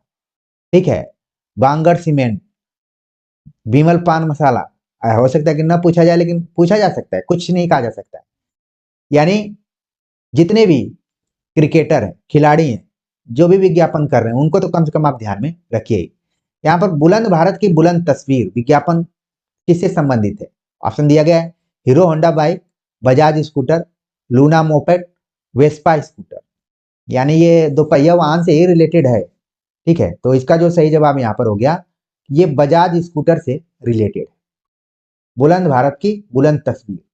और आप देखेंगे जो पेप्सी हो गया या फिर जो कोल्ड ड्रिंक्स होते हैं, ये कहना चाहिए, उनके भी प्रचार को आप देखते रहिए कि किस प्रचार का क्या है। जैसे डर के आगे जीत पूछा जाता है। एक दो मैं विज्ञापन देखता हूँ। एक ज्यादातर विज्ञापन जैसे आप देखेंगे कि फ्रेशनर्स, जिसको परफ्यूम में बोल सकता हूँ, इनके आते हैं। एक आता है कि एक परफ्यूम लगाया हुआ है, आंधी आती है उसका पूरा उड़ जाता है कपड़ा। जब क्रिकेट मैच जब देखता हूँ तो ये सब प्रचार आते हैं। ठीक है, कुछ नहीं बचता है लेकिन उसका परफ्यूम नहीं उड़ता है। तो नायिका आती है, बोलती है कि आपका तो सब कुछ उड़ गया लेकिन आपका ये परफ्यूम नहीं उड़ा। काफी खुश होता है। और बाकी एक आप देखे होंगे इंडिया पाकिस्तान के बॉर्डर पे कि क्या चल रहा है। तो कहने का मतलब ये है कि विज्ञापनों को आपको ध्यान में रखना है। ठीक है, उत्तर इसका मैंने बता दिया। आगे बात करते हैं। अगला जो प्रश्न है, सूची 1 का सूची 2 से मिलान करना है। संकेतार्थक वाक्य, निषेधात्मक वाक्य, आज्ञार्थक वाक्य, विधानार्थक वाक्य। ठीक, तो देखिए यहां पर हमें बताना है कि इसमें कौन सुमेलित है। ठीक, तो निषेधात्मक वाक्य क्या हो गया? यदि तुम खाओ तो मैं भी खाऊं। यह क्या हो गया? संकेतार्थक वाक्य। निषेधात्मक वाक्य क्या हो गया? कि हमने खाना नहीं खाया। ठीक, इसमें बी का एक हो जाएगा। फिर इसके बाद आप देखेंगे आज्ञार्थक वाक्य। ठीक है, तुम खाना खाओ। और विधानार्थक वाक्य, हम खाना खा चुके। इसका सही जवाब यहां पर आप देख रहे हैं 75 का 3 हो रहा है। यानी कि आपको परीक्षा में वाक्य पढ़कर जाना है बढ़िया से। हमने वाक्य पर वीडियो भी बनाई हुई है, आप देख लीजिए। आप चाहेंगे तो और भी इस पे हम काम कर सकते हैं। अगला प्रश्न है, गीतावली की रचना तुलसीदास ने किस कवि से प्रभावित होकर की है? ऑप्शन दिया गया रामानंद, सूरदास, कबीरदास, नंददास। गीतावली की रचना तुलसीदास ने सूरदास से होकर प्रभावित होकर किया था। क्यों? क्योंकि गीतावली में क्या है? बाल लीला का वर्णन। ठीक है, बाल लीला का वर्णन। ऐसा माना जाता है कि बाल लीला के लिए महारत हासिल किया सूरदास ने, इसलिए इनको कहा गया वात्सल्य रस का कोना कोना ये झाँक कर आए, वात्सल्य रस का सम्राट भी इनको कहा जाता है।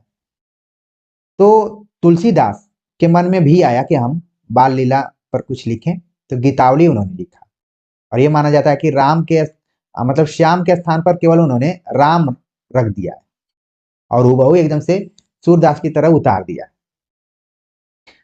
अगला प्रश्न है कि भीष्म साहनी ने अपने किस नाटक को ब्लैक कॉमेडी की संज्ञा दी है? ये नया प्रश्न आपके लिए हो सकता है, इसको नोट कर सकते हैं आप।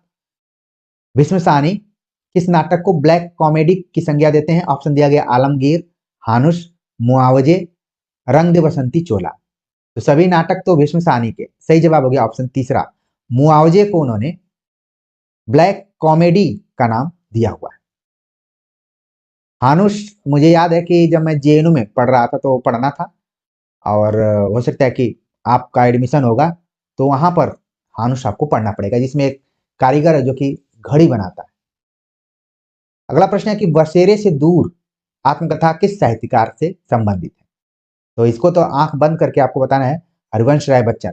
हालांकि हरिवंश राय बच्चन की जो आत्मकथा है वो 4 खंडों में बटी हुई है, ठीक है। इसका भी कई बार क्रम पूछ लेता है, तो आप एक बार जरूर उसको क्लियर करके परीक्षा के पहले जाएंगे। अगला प्रश्न है कथन पर आधारित तुलसीदास रचित कवितावली की भाषा ब्रज भाषा है। तुलसीदास ब्रज भाषा के सर्वश्रेष्ठ रीति कवि। तो पहला तो सही है, लेकिन दूसरा क्या है यहाँ पर गलत है। तो इस तरीके से सही जवाब हो गया ऑप्शन तीसरा, ठीक है। ऑप्शन तीसरा इसका यहाँ पर सही जवाब हो रहा है। तुलसीदास जो है अवधि और ब्रज पर दोनों पर तो समान अधिकार रखते हैं, लेकिन ब्रज भाषा के सर्वश्रेष्ठ कवि सूर के रहते रहते नहीं कहा जा सकता है, ठीक है ना। बाकी चीजों को आप समझ रहे होंगे। चलिए आगे बात करते हैं। अगला जो प्रश्न है बहुत ही इजी प्रश्न, अष्टछाप की स्थापना किसने की? तो इसके लिए मुझे विकल्प पढ़ने की जरूरत नहीं है। विट्ठलनाथ, और कब किया था ये भी आप सब दिमाग में रख लीजिए, आगे पूछा जा सकता है। पंडिय सल सत बखाड़े देहई बुद्ध बसंत न जाने, ये पंक्तियां किस कवि की हैं? ऑलरेडी ये सब यूजीसी नेट के एग्जाम में पहले ही पूछे जा चुके हैं। सही जवाब हो गया ऑप्शन दूसरा, सरहपा। यहां पर फिर से कथन पर आधारित प्रश्न आ गया। आप देख रहे हैं जो कथनों पर आधारित प्रश्न है ये या तो हिंदी व्याकरण से रिलेटेड है, ठीक है, या तो एकदम से आपके हिंदी साहित्य इतिहास से। पूछा गया समास में कम से कम 2 पदों का योग होता है। बहुब्रीहि समास का विग्रह शब्दात्मक या पदात्मक न होकर वाक्यात्मक होता है। तो ये क्या है, दोनों कथन क्या है यहाँ पर सही है, ठीक है। तो इस तरीके से सही जवाब हो गया ऑप्शन पहला। नीलकमल पद में कौन सा समास है? नीलकमल सही जवाब है कर्मधारय, जिसमें विशेषण विशेषज्ञ का संबंध रहता है, ठीक है। तो कर्मधारय समास क्या है? नीलकमल जो है कर्मधारय समास है, ठीक है। और बाकी में आप देखेंगे कि तीसरा अर्थ निकलता है, यहाँ पर अन्य अर्थ निकल जाता है, यहाँ पर विभक्ति का लोप हो जाता है, ठीक है। इसमें आप देखेंगे उपसर्ग लगा रहता है, ठीक है। तो इस तरीके से सही जवाब क्या हो गया ऑप्शन चौथा। सूची 1 का सूची 2 से मिलान करना है। काव्य हेतु, काव्य लक्षण, शब्द शक्ति, काव्य प्रयोजन। तो लक्षणा क्या है? शब्द शक्ति, ठीक। काव्य लक्षण शब्दार्थों सहित काव्यम। तो हम पहले देखते हैं सी का 1 किसमें है। सी का 1 दो जगह दिया हुआ है, ठीक। तो काव्य लक्षण शब्दार्थों सहित काव्यम। बी का हम देख रहे हैं कि 4 कौन सा है बी का, यानी कि पहला ऑप्शन क्या होगा इसमें सही होगा। काव्य हेतु क्या है इसमें, आप देख रहे हैं कि व्युत्पत्ति, ठीक। और काव्य परिवर्तन करोति कीर्ति प्रीति च, तो कीर्ति शब्द आ गया यहाँ पर। इस तरीके से सही जवाब क्या हो गया आपका ऑप्शन पहला, ठीक। चलिए आगे बात करते हैं। अगला जो प्रश्न है बच्चन सिंह के अनुसार प्रेमचंद ने अपने किस उपन्यास को स्वयं हिंदी का बेहतरीन नॉवेल कहा है? अब यहाँ पर बच्चन सिंह के हिंदी साहित्य का दूसरा इतिहास से ये सीधे सीधे प्रश्न उठाया गया है। आज जब कोई दूसरा इतिहास पढ़कर जाएगा तब ना, जैसे कि आप लोग तो चाहते हैं कि कोई वन लाइनर किताब ही आप पढ़ें, लेकिन आपको समय रहते हुए हिंदी साहित्य का दूसरा इतिहास भी पढ़ना चाहिए। कई बार मुझे किताबों को बताने में संकोच भी होता है कि आप लोग बोलेंगे कि कितने किताबों को बताते हैं, हमें कोई एक ठोस किताब पढ़ना है बस। तो ऐसे प्रश्नों को सॉल्व करने में बड़ी दिक्कत होने लगती है।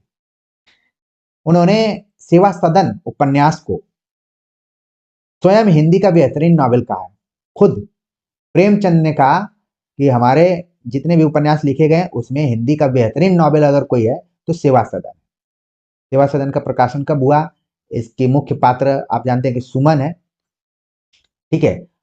नारी की पराधीनता को विषय वस्तु इसमें बनाया गया है। और एक किताब मैंने आप सभी को बताया था, प्रेमचंद और उनका युग। ये किताब जरूर आप लोग खरीद लीजिए, बड़ा आपको आगे काम आने वाला है अगर आप प्रेमचंद पे पढ़ना चाहते हैं तो। सेवा सदन को प्रेमचंद ने हिंदी का बेहतरीन नॉवेल कहा है, ठीक है। अगला प्रश्न है, कथन दिया गया है और हमें बताना है दो निर्दिष्ट अक्षरों के पास पास आने के कारण उनके मेल से जो विकार होता है उसे संधि कहते हैं। दो स्वरों के पास आने से जो संधि होती है उसे स्वर संधि कहते हैं। अब हमें बताना है इसमें कौन सही है और कौन सा गलत है। देखिए यहां पर कहा गया कि पहला तो क्या है, इसमें सत्य तो दोनों है, दोनों सत्य हैं, लेकिन जो व्याख्या की गई है वो सही नहीं है, ठीक। क्योंकि आप देखेंगे स्वर में भी कई तरीके की संधियां, 5 तरीके की संधियां स्वर में पाई जाती हैं, ठीक है ना। तो आप देख रहे हैं कि कथन तो दोनों सही हैं, लेकिन एक की सही व्याख्या आर नहीं कर रहा है। ये भी ऑप्शन इस तरीके के भी आ सकते हैं, इसलिए आप इससे एक अनुमान लगा सकते हैं कि आगे हमें प्रश्नों को पढ़कर और जो भी नीचे कूट दिए गए उनको भी अच्छे से मिलाना है। अगला प्रश्न है कि आचार्य शुक्ल के अनुसार आधुनिक काल की अवधि क्या है? तो देखिए संवत में दिया गया है, तो इसलिए शुक्ल जी के अनुसार संवत में जरूर आप ध्यान में रखिए। सही जवाब हो गया इसका ऑप्शन तीसरा। संवत 1900 से 1980 को उन्होंने आधुनिक काल, और आधुनिक काल को उन्होंने क्या कहा? गद्य काल नाम भी दिया हुआ है, ठीक है। और इसमें भी कई विभाजन किए गए हैं। हमने आचार्य शुक्ल के इतिहास ग्रंथ पर काफी चर्चा की हुई है, शायद ही आप अन्य चैनल पे इतनी प्रामाणिकता के साथ समझ पाएंगे आचार्य शुक्ल को। इसलिए मैं चाहूंगा कि आप समय जब पाएं तो जरूर शुक्ल जी की जो भी वीडियोज हैं उनको जरूर देखिए। अगला प्रश्न है, विद्यापति ने लोक भाषा को अवहट्ट से ज्यादा मधुर बताया है। लौकिक संस्कृत की अंतिम अवस्था को ही हिंदी साहित्य का आविर्भाव माना जा सकता है। अब इसमें से हमें बताना कौन सही और कौन गलत है। विद्यापति ने लोक भाषा को अवहट्ट से ज्यादा मधुर बताया, तेसिल बयाना सब जन मिठा ते तैसन अवहट्टा। ये तो कथन सही है। यहाँ कहा गया कि लौकिक संस्कृत की अंतिम अवस्था, बल्कि यहाँ पर क्या होगा, प्राकृत के अंतिम अपभ्रंश। देख रहे हैं यहाँ पर कैसे केवल शब्दों को चेंज कर दिया गया है और आपके लिए प्रश्न क्या हो गया, कठिन बना दिया गया। लेकिन जो विद्यार्थी हिंदी साहित्य के इतिहास बढ़िया से पढ़े रहेंगे वो तुरंत कैच कर लेंगे। तो सही जवाब क्या हो गया यहाँ पर कि ए तो सही है लेकिन आर नहीं सही है, ठीक है। तीसरा ऑप्शन क्या है यहाँ पर सही। अगला प्रश्न है, कालक्रम के अनुसार आचार्यों का सही अनुक्रम हमें बताना है। भामा, आनंदवर्धन, अभिनवगुप्त, भरत मुनि, वामन, ये सब दिया गया है। तो सबसे पहले नाम पर आ जाएंगे भरत मुनि, मतलब कि दूसरी सदी के आसपास में। भामा जो कि छठी शताब्दी के। वामन, वामन का संबंध है 8वीं, ठीक है। इसके बाद आ जाते हैं आपके आनंदवर्धन 9वीं और अभिनवगुप्त 10वीं। तो इस तरीके से इसका जो सही क्रम है डी इसमें होगा सबसे पहले। आप देख रहे हैं कि दूसरा जो ऑप्शन है वही क्या है, सही हो गया है। भाषा पर कबीर का जबरदस्त अधिकार था, वे वाणी के डिक्टेटर थे। यह कथन किस विद्वान का है? तो कई बार आप पढ़ चुके हैं, बस देख लीजिए कि हो सकता है कि आगे इतना दूर ही पूछा जाए। कई बार तो इतना दूर ही पूछा जाता है तो भी हम सही जवाब बताते हैं, हजारी प्रसाद द्विवेदी। अगला प्रश्न है कि बड़े खेत की बात है कि हम लोगों के लिए हिंदी में अभी तक इस ढंग की कोई पुस्तक नहीं लिखी गई जिसमें हमारी प्राचीन उन्नति, अर्वाचीन अवनति का वर्णन भी हो और भविष्य के लिए प्रोत्साहन भी। उक्त कथन किस रचना की भूमिका का अंश है? चंद्रगुप्त, आषाढ़ का एक दिन, भारत भारती, संस्कृति के 4 अध्याय। सही जवाब हो गया ऑप्शन तीसरा, भारत भारती। मछली गुप्त की जो रचना है उसकी भूमिका में यह बात लिखी गई। अगला प्रश्न है, सूची 1 से सूची 2 का मिलान करना है। श्रृंगार निर्णय, रसिकानंद, ललित ललाम, भाव विलास। तो जो आता है उसको जल्दी जल्दी से हम मिला देते हैं। ठीक है, तो देखिए यहां पर दिया गया है श्रृंगार निर्णय भिखारी दास का, ठीक, और रसिकानंद ग्वाल का, ललित ललाम मतिराम का, भाव विलास देव का। तो इस तरीके से सही जवाब हो गया ऑप्शन पहला। काव्य हेतु के अंतर्गत परिगणित प्रतिभा को और किस नाम से जाना जाता है? काव्य हेतुओं में प्रतिभा को काफी सम्मान मिला है, काफी लोगों ने इसी को काव्य हेतु का मुख्य हेतु माना है, लेकिन इसको अन्य नामों से भी जाना जाता है। ऑप्शन दिया गया निपुणता, शक्ति, अभ्यास, समाधि। सही जवाब हो गया ऑप्शन दूसरा, शक्ति के रूप में भी जाना जाता है प्रतिभा को। अगला प्रश्न है, मानुष प्रेम भयो बैकुंठी किसकी काव्य पंक्ति है? ये पंक्ति आप देखेंगे जब आप हिंदी साहित्य का सरल इतिहास पढ़ेंगे तो वहां से आपको मिल जाएगी, ठीक है, लेकिन आप सही मायने में पढ़ें तो मलिक मोहम्मद जैसी की ये पंक्ति है, मानुष प्रेम भयो बैकुंठी, नहीं तो छार भरमुठी। इस तरीके से पंक्ति की अगली पंक्तियां सब। ठीक है, चलते हैं आगे, बात करते हैं। अगला जो प्रश्न है, नीचे 2 कथन दिए गए हैं और हमें बताना है काव्य का सबसे महत्वपूर्ण प्रयोजन लोकोत्तर आनंद है, अर्थार्जन से लोकोत्तर आनंद की प्राप्ति होती है। तो यहां पर देखिए क्या है कि जब भी कोई कविता लिखता है लोकोत्तर आनंद यानी लोक से इतर आनंद की प्राप्ति के लिए लिखता है, और यहां पर कहा गया कि अर्थार्जन यानी धन को अर्जन करने से लोकोत्तर आनंद की प्राप्ति होती है। हर जगह धन के अर्जन से ही आनंद की प्राप्ति नहीं होती है, हालांकि व्यवहारिक रूप में देखा जाए तो यह बात सही है, लेकिन अगर काव्य शास्त्रीय दृष्टिकोण से देखा जाए तो यह बात क्या है? असत्य है। सही जवाब हो गया ए सत्य है, लेकिन आर क्या है? असत्य है। अगला प्रश्न है कि आचार्य महावीर प्रसाद द्विवेदी ने हिंदी भाषा को व्याकरणिक संस्कार दिया। द्विवेदी युगीन आलोचक पदम सिंह शर्मा महावीर प्रसाद द्विवेदी की काव्य विषयक नैतिकतावादी दृष्टिकोण के पक्षधर थे। ये क्या है? गलत है। यहां पर देखिए बताया जा रहा है कि द्विवेदी जी ने तो हिंदी भाषा का व्याकरणिक रूप से संस्कार उसको किया, संस्कारित किया, परिनिष्ठित किया। संस्कारित का मतलब परिनिष्ठित, ठीक है, तो ये तो हो गया कथन सही। लेकिन यहां पर बताया जा रहा है पदम सिंह शर्मा नैतिकतावादी दृष्टिकोण के पक्षधर थे, ये क्या है? गलत है। पदम सिंह शर्मा का जब भी उल्लेख किया जाता है तो ये तुलनात्मक हिंदी आलोचना की जब भी चर्चा की जाती है तो इनका नाम वहां पर आता है। ठीक है, चलते हैं आगे, बात करते हैं। अगला जो प्रश्न है, वर्तमान काल के कितने भेद हैं?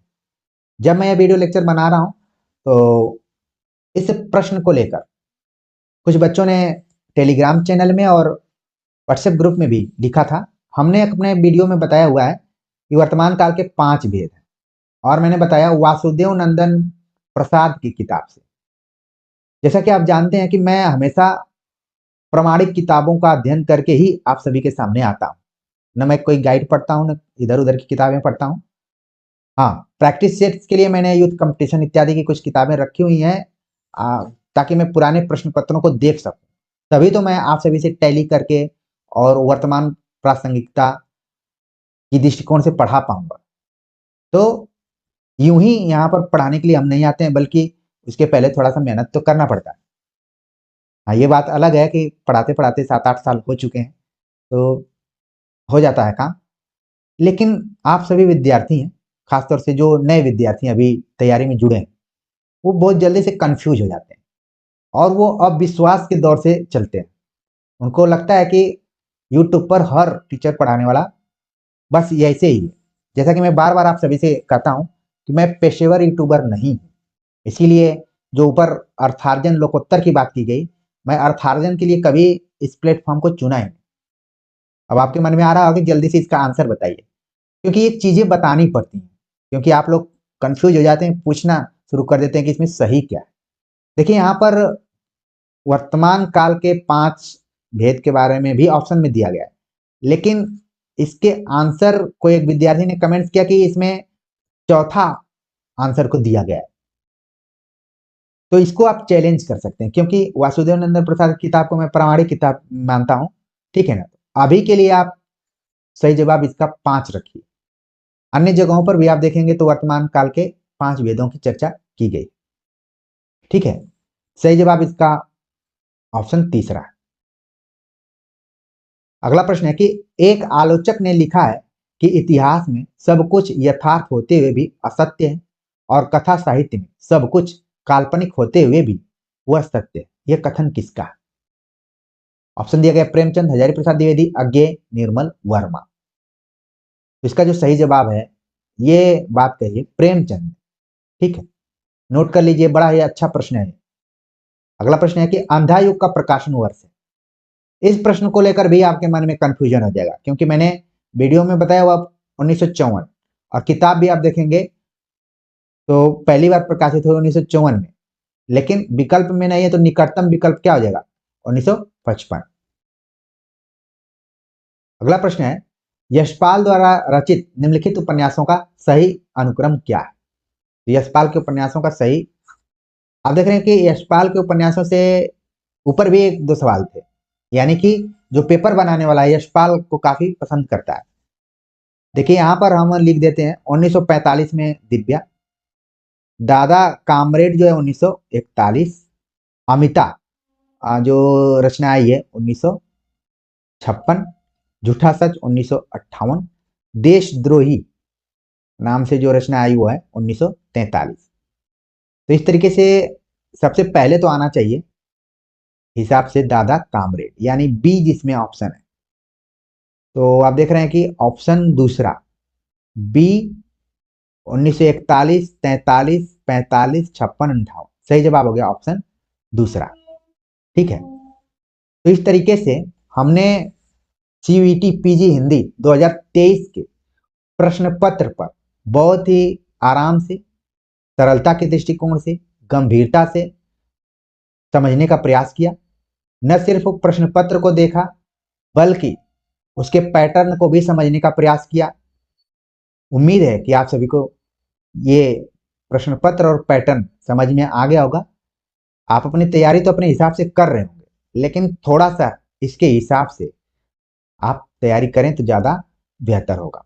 बाकी परीक्षा तक कुछ न कुछ आपके लिए नोट्स, प्रैक्टिस सेट्स इत्यादि लेकर मैं आता रहूंगा। बस एक ही गुजारिश है कि वीडियो को पूरा देखिए आप, ठीक है। जितना आप इसमें अपने को लीन करेंगे, उतना ही अपने लक्ष्य की तरफ बढ़ते जाएंगे। तो बातें बहुत हैं, बहुत बार समझाने का मन करता है, लेकिन लगता है कि उतना ही बताएं जितना कि आप पचा पाए। तो मिलते हैं एक नए टॉपिक के साथ, तब तक के लिए नमस्कार।